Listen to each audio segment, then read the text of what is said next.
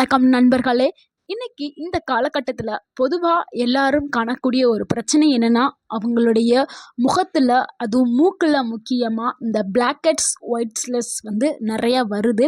அது வர்றதுக்கான காரணங்கள் என்ன, அது எப்படி அதை நிரந்தரமாக வரவிடாமல் பண்ணுறது. ஒரு டைம் போய் நான் பார்லர் போயிட்டு அதை நான் க்ளீன் பண்ணிட்டு வந்துட்டேன், ஆனால் திருப்பி திருப்பி அது வருது. ஸோ அதுக்கு நான் என்ன பண்ணணும் அப்படின்னு நிறைய பேர் கேட்குறீங்க. அதுக்கான நிரந்தரமான ஒரு தீர்வை தான் இந்த வீடியோவில் நான் கொடுக்க போகிறேன். எவ்வளவு முயற்சி பண்ணாலும் அது மீண்டும் மீண்டும் வருது. அது வர்றதுக்கான காரணம் என்ன, அது வராமல் இருக்க நம்ம என்ன செய்யலாங்கிறதா இந்த வீடியோவில் பார்க்க போகிறோம். ஸோ இந்த வீடியோவை ஸ்கிப் பண்ணாமல் ஃபுல்லாக பாருங்கள், கண்டிப்பாக பயனுள்ளதாக இருக்கும்.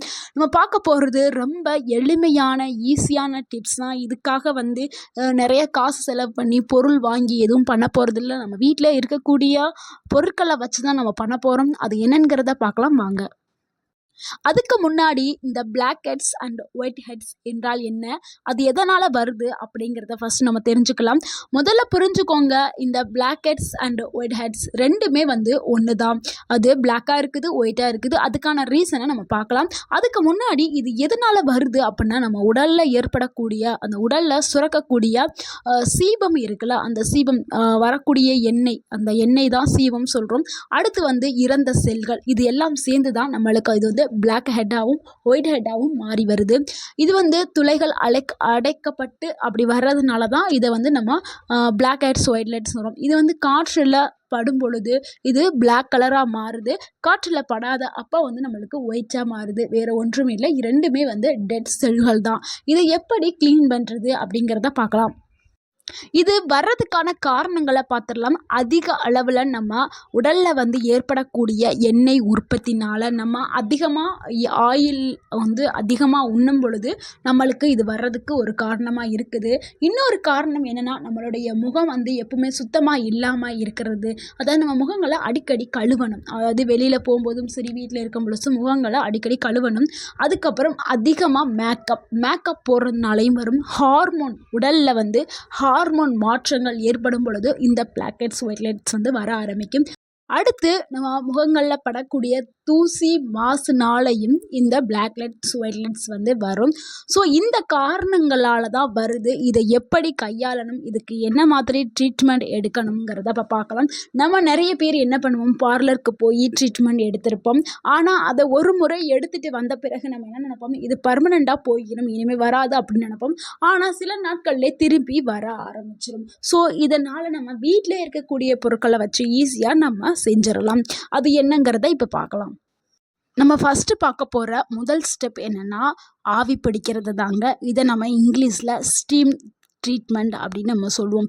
இது எதுக்காக பண்ணுறோம்னா, நம்ம அந்த மூக்கில் இருக்கக்கூடிய அந்த பிளாக் ஹெட்ஸ் ஒயிட் ஹெட்ஸ் வந்து வெளியில் வர்றதுக்காக தான் நம்ம ஆவி பிடிக்கிறோம். ஏன்னா நம்ம ஆவி பிடிக்கும்போது நம்ம முகத்தில் இருக்கக்கூடிய அந்த போர்ஸ் எல்லாமே நல்லா ஓப்பன் ஆகும். ஓப்பன் ஆகி அதுக்கு உள்ளே இருக்கக்கூடிய அழுக்குகள் எல்லாமே வெளியில் வர ஆரம்பிக்கும். ஸோ அதனால தான் ஃபஸ்ட்டு நம்ம செய்கிற ஸ்டெப் என்னென்னா, ஆவி பிடிக்கிறது தாங்க. இந்த ஆவி பிடிக்கிறது வந்து ரொம்ப ஈஸியானது. இதுக்கு எந்த ஒரு பொருளுமே தேவையில்லை. நம்ம வீட்டில் இருக்கக்கூடிய ஒரு சின்ன பாத்திரத்தை எடுத்துக்கிறோங்க, அதில் தண்ணி பிடிச்சிக்கிறோங்க. தண்ணி பிடிச்சிட்டு உங்களுக்கு ஏதாவது ஒரு மூலிகை உங்கள் வீட்டில் இருந்துச்சுன்னா, இந்த நீம் அதாவது வேப்பலை இல்லை நொச்சி இந்த மாதிரி ஏதாவது இலை இருந்துச்சுன்னா அதை போட்டு நீங்கள் பிடிச்சின்னா உங்களுடைய உடல் ஆரோக்கியம் மேம்படும். இல்லை எதுவுமே இல்லை அப்படின்னா வெறும் பச்சை தண்ணி இருக்குல்ல, தண்ணியை எடுத்துகிட்டு நல்லா கொதிக்க வைங்க. அடுப்பில் கொதிக்க வச்சுட்டு அதை இறக்கிட்டு அது நீங்கள் உட்காந்துக்கிறங்க. உங்கள் மேலே வந்து ஒரு பெட்ஷீட் போட்டு எந்த ஒரு ஸ்பேஸுமே காற்று உள்ளே வராத மாதிரியும் காற்று வெளியில் போகாத மாதிரியும் நல்லா பெட்ஷீட்டை போட்டு மூடிக்கிறேங்க. மூடிக்கிட்டு நல்லா அந்த ஆவி வந்து நல்லா முகத்தில் படணும், முகம் ஃபுல்லாக படணும், மூக்குலையும் படணும். அப்படி ஆவி நல்லா படும் பொழுதுதான் நம்மளுடைய அந்த போர்ஸ் எல்லாமே ஓப்பன் ஆகும். ஓப்பன் ஆகி அந்த அழுக்கு எல்லாமே வெளியில் வரும். நல்லா ஆவி முகத்தில் பட நம்மளுக்கு வேர்வைகள் வந்து நல்லா சொட்ட ஆரம்பிக்கும். நமக்கு ஆல்ரெடி தலைவலி இந்த மாதிரி ஏதாவது இருந்தாலும் கூட இது எல்லாமே சரியாயிடும். அதுக்காக தான் சில மூலிகைகளை நான் போட்டு பண்ண சொல்கிறேன். மூலிகைன்னா ஆவி பிடிக்கிறதும் பிடிக்கிறோம், அது கூட சில மூலிகைகளை போட்டு பிடிச்சோம்னா அந்த கெட்ட நீர்கள் எல்லாமே நம்ம தலையில் தலையில் இருக்கக்கூடிய கெட்ட நீர்கள் எல்லாமே இறங்கிடும். நம்மளுடைய முகத்துக்கும் நல்ல சருமத்திற்கும் நல்ல பொலிவுக்கும் ஒரு பயனாகவும் இருக்கும். ஸோ அதனால தான் சில மூலிகைகள் ஏதாவது இருந்துச்சுன்னா அதை போட்டு பிடிங்க. இது வந்து ஒரு 5லிருந்து 10 நிமிஷம் வந்து நீங்கள் ஆவி பிடிங்க.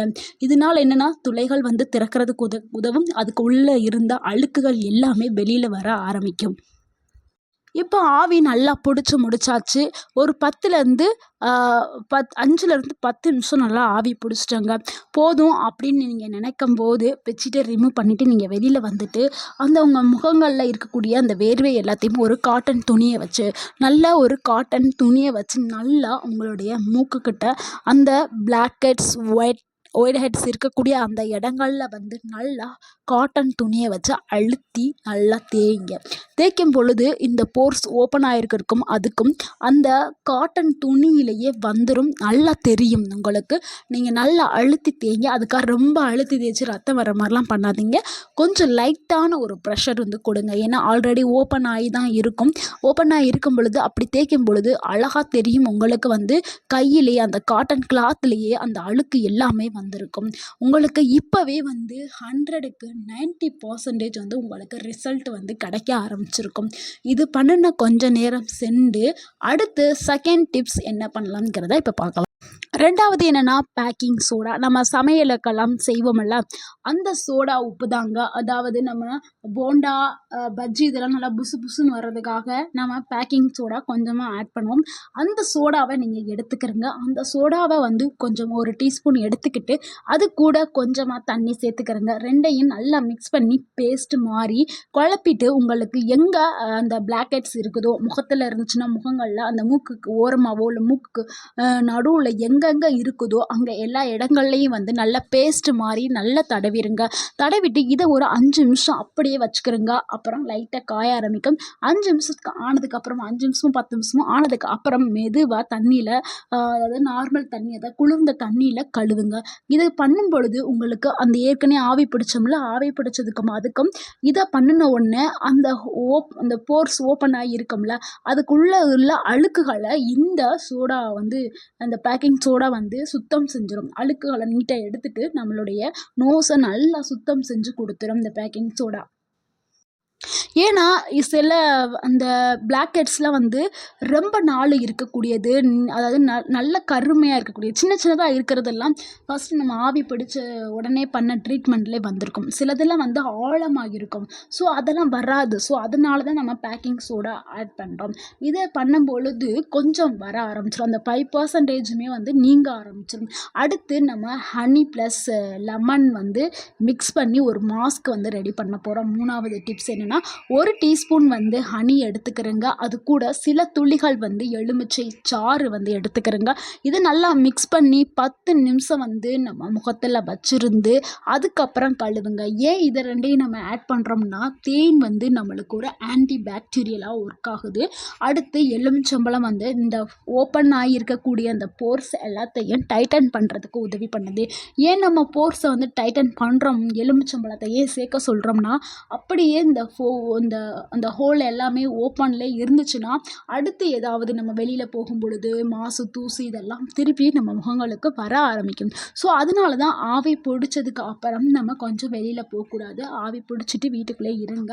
ஏன்னா போர்ஸ் ஓப்பனில் இருக்கும். அடுத்து வந்து இதெல்லாம் பண்ணி முடிச்சுட்டு நீங்கள் வந்து இந்த ஹனி லெமன் மாஸ்க் வந்து போட்டிங்கன்னா லெமன் போடும் பொழுது அந்த போர்ஸை வந்து டைட் ஆக ஆரம்பிச்சிடும். ஸோ எந்த ஒரு தூசும் அழுக்கும் உள்ளே போகாது. அடுத்து 4வது டிப்ஸ் என்னென்னா, தக்காளியை வச்சு ஸ்க்ரப் பண்ணுறது.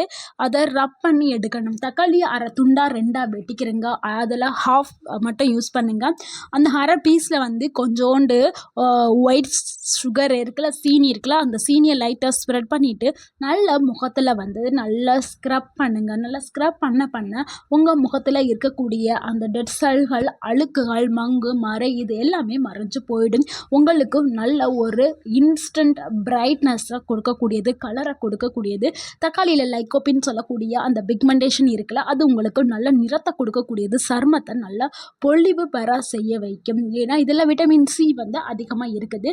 நம்ம ஸ்கின் டோனை இம்ப்ரூவ் பண்ணுறதுக்கு இந்த தக்காளி பெரிதும் உதவியாக இருக்கும். உங்களுடைய ஸ்கின்னை நீங்கள் ரொட்டீனாக நீங்கள் கேர் பண்ணணும்னு நினச்சிங்கன்னா நீங்கள் தக்காளியை வந்து ரெகுலராக யூஸ் பண்ணலாம். அதாவது வீக்லி ஒன்ஸோ இல்லை வீக்லி டுவைஸோ நீங்கள் தக்காளியை மட்டும் யூஸ் பண்ணாவே உங்களுக்கு போதும். ஏன்னா உங்களுடைய சருமம் வந்து விரைவில் சுருங்காது, எந்த ஒரு மங்கு, அழுக்கு, கருமை, படிவு எதுவுமே வராது, நல்ல பளிச்சுன்னு இருக்கும். தக்காளி வந்து அவ்வளவு பொலிவை கொடுக்கக்கூடியது சருமத்திற்கு. ஸோ வந்து நீங்கள் இதுக்காக வந்து பார்லர் போய் எந்த ஒரு ட்ரீட்மெண்ட்டும் எடுக்க தேவையில்லை. வீட்டிலேயே ஈஸியாக அவைலபிளாக இருக்கக்கூடியது தக்காளி பழம். தக்காளியை வச்சு வாரத்துக்கு ஒரு முறை உங்களுடைய முகத்தை வந்து நீங்கள் க்ளீன் பண்ணி எல்லாம் பண்ணிக்கிறங்க, ஸ்க்ரப் பண்ணுங்க. உங்களுடைய முகம் வந்து நல்லா பளபளன்னு இருக்க ஆரம்பிக்கும். உங்களுடைய ஸ்கின் டோனே வந்து சூப்பராக மாறிடும், வேறு அளவில் மாறிடும். அடுத்து 5வது டிப்ஸ் என்னன்னா, முல்தானி மட்டி. முல்தானி மட்டி நிறைய பேருக்கு தெரியும். இதை மட்டுமே வந்து இதை மட்டுமே நம்ம போடுவோம். இது கூட வந்து ரோஸ் வாட்டர் மிக்ஸ் பண்ணி பேஸ்ட் மாதிரி போட்டுட்டு நம்ம முகத்தில் ஒரு 15 நிமிஷம் வச்சுட்டு கழுவி பாருங்கள். உங்களுக்கு உங்கள் முகத்தில் வடியக்கூடிய அந்த ஆயில், அப்புறம் குழிலாம் முகங்களில் பரு வந்துட்டு குழியாக அங்கங்கே இருக்கும். ஸோ அந்த போர்ஸ் எல்லாமே குறைய ஆரம்பிச்சிடும். உங்களுடைய முகம் வந்து நல்லா க்ளீனாக ஆரம்பிச்சிடும். ஸோ நீங்கள் பிளாக் ஹெட்ஸு, ஒயிட் ஹெட்ஸ் இதெல்லாம் இருக்குன்னு கவலைப்படவே செய்யாதீங்க. இது எல்லாமே நம்ம நிரந்தரமாக போக வச்சிடலாம். நம்ம தினசரி இந்த ஸ்கின் கேரை ரொட்டீனாக சில நாட்கள் மட்டும் பண்ணிகிட்டே வந்தால் போதும். இந்த ஸ்டெப்பை மட்டும் நீங்கள் பண்ணால் போதும். உங்களுடைய முகம் வந்து நல்லா கிளியராக ஆக ஆரம்பிச்சிடும். உங்களுக்கு அந்த போர்ஸ் எல்லாமே வந்து குறைய ஆரம்பிச்சிடும், வரவே செய்யாது.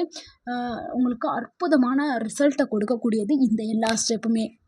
அடுத்து இன்னுமே எனக்கு வந்து பிளாக் ஹெட்ஸ் வராமல் இருக்கணும் அப்படின்னு நினச்சிங்கன்னா, இப்போ சொல்லக்கூடிய இந்த 4 ஸ்டெப்பை மட்டும் நீங்கள் நல்ல ஞாபகத்தில் வச்சுட்டு இதை ரெகுலராக நீங்கள் உங்களுடைய ஸ்கின் கேர் ரொட்டீனாக நீங்கள் மாற்றிக்கிறீங்க. கிளின்சர் யூஸ் பண்ணுங்கள். கிளின்சருக்கு ஆல்ரெடி நம்ம என்ன சொன்னோம்னா லெமன் ஹனி சொன்னோம். லெமன் ஆட் பண்ணும்போது நம்மளுடைய நல்ல கிளின்சராக அது ஒர்க் ஆகும். இல்லைன்னா ரைஸ் மாவு, அதாவது அரிசி மாவை நம்ம ஃபேஸ்க்கு அப்ளை பண்ணலாம். அதுவும் நம்மளுடைய டெட் செல் எல்லாத்தையுமே ரிமூவ் பண்ணுறதுக்கு உதவி பண்ணும்.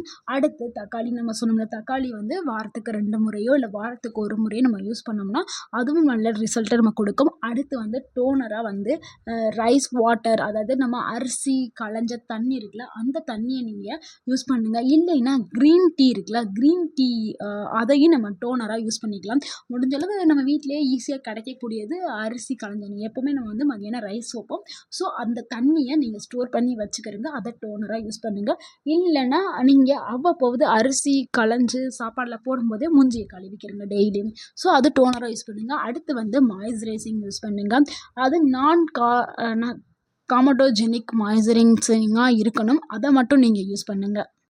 இந்த ஸ்டெப்பை மட்டும் நீங்கள் ரெகுலராக ஃபாலோ பண்ணிட்டு வந்தீங்கன்னா உங்கள் முகங்களில் எந்த ஒரு பிளாக் ஹெட்ஸும் இருக்காது, ஒயிட் ஹெட்ஸும் இருக்காது. இது நிரந்தரமாக மறைஞ்சே போயிடும். இல்லை நிறைய பேருக்கு வந்து இந்த பிளாக் ஹெட்ஸ் வந்து முகத்தில் மட்டும் இல்லை, நிறையா பகுதிகளில் இருக்கும். அந்த மாதிரி நிறையா பகுதிகளில் இருந்தால் நீங்கள் கண்டிப்பாக வந்து ஒரு நல்ல டாக்டர்கிட்ட, ஸ்கின் டாக்டர்கிட்ட போயிட்டு நீங்கள் ஆலோசனை கேட்டுட்டு அதுக்கேற்ற மாதிரி மெடிசினல் ட்ரீட்மெண்ட் எடுத்துக்கிறங்க. ஆனால் இப்போ நம்ம பார்த்தது எல்லாமே வந்து இயற்கையானது, எந்த ஒரு சைடு எஃபெக்ட்டுமே வராது, 100% ரிசல்ட்டை கொடுக்கக்கூடியது. முடிஞ்ச அளவுக்கு நம்ம சொன்ன இந்த டிப்ஸை மட்டுமே ஃபாலோ பண்ணிட்டு வாங்க. கண்டிப்பாக உங்களுக்கு ரிசல்ட் வந்து கிடைக்க ஆரம்பிக்கும். நானும் இதை தான் ஃபாலோ பண்ணிட்டு இருக்கேன். எனக்கும் எந்த ஒரு இருந்தது இப்போ ஃபுல்லாக கிளியர் ஆயிருச்சு. ஸோ வந்து ஐ ஆம் ஸோ ஹாப்பி. நீங்களும் ஹாப்பியாக இருப்பீங்க. இந்த வீடியோ உங்களுக்கு பிடிச்சிருந்துச்சுன்னா லைக் பண்ணுங்கள், உங்களுடைய ஃப்ரெண்ட்ஸ் அண்ட் ஃபேமிலிக்கு ஷேர் பண்ணுங்கள், மறக்காமல் எங்கள் சேனலை சப்ஸ்கிரைப் பண்ணுங்கள். அண்ட் தேங்க்யூ ஃபார் வாட்சிங்.